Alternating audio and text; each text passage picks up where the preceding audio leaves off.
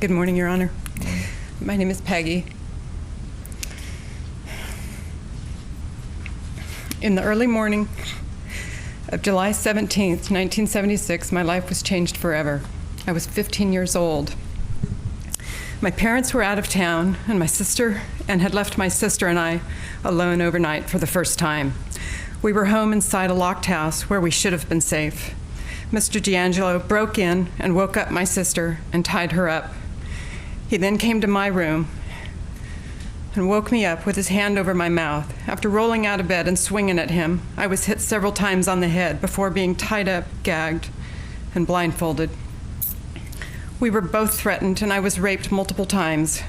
We were both left with numbness in our hands for several months because our wrists were bound so tight. It hurt to brush my hair because he had hit me so many times on the head. There was so much emotional and physical trauma that I carried with me. My God, we were just high school kids living a normal life, going to school, church group, having friends over. Now, this horrific experience was part of me and who I would become, but we were lucky he didn't kill us. I was the second victim of the East Area rapist in Sacramento. No one knew about the crimes when I was raped, but they continued my entire junior and senior years of high school.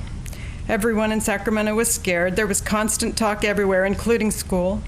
Big headlines in both the local newspapers, the helicopter flying overhead nightly, tape recorder attached to the phone so that we could record if he should call us. All of these were constant reminders of the rape and the fear that wouldn't go away. How could my life ever go back to what I knew before that night in July? My normal teenage years were gone. My safety and security were taken away from me that night, and I would never get that back. I have had nightmares for years. Thank goodness for my husband, who has comforted me through so many of those. Somehow I thought that after the arrest, I would feel safe. But after 42 years, I still always look over my shoulder when someone approaches me from behind. I still sleep with 2 phones and the keys on the bed when my husband is away. And I still check windows and doors multiple times before going to bed when I'm alone.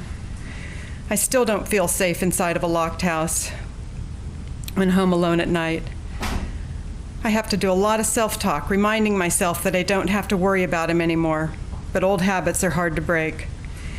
These things have become part of my life. I was determined that fear would not run my life, that my freedom would not be taken from me. I did my best, but the fear of this happening again was still there. I never knew if Mr. D'Angelo would return as he had threatened he would. I didn't know if he was dead or alive when the call came that an arrest had been made. A call I never thought would come. There were so many emotions, I couldn't sort them out. But he was in jail now. I was afraid to watch the press conference after the arrest. I didn't want a visual picture of what he looked like. What if it was someone I knew? But it was just an old man. I've had years of therapy trying to understand myself and the impact the rape had on my life. How could it not have affected me? In 2004, a counselor at our parish asked if I had ever forgiven the rapist. When I said no, she said that might be where I needed to start. She sent me to Sister Claire, and with her guidance, love, and by the grace of God, I found some way to forgive my rapist. I am forever grateful to her. The forgiveness is not about condoning the crimes or acts of violence against me. It's not about letting him off the hook. It's not about forgetting the rape. The forgiveness is for me, for my peace of mind, something that I so badly needed to move forward. I was able to give Claire the news of the arrest of Mr. D'Angelo before she passed away.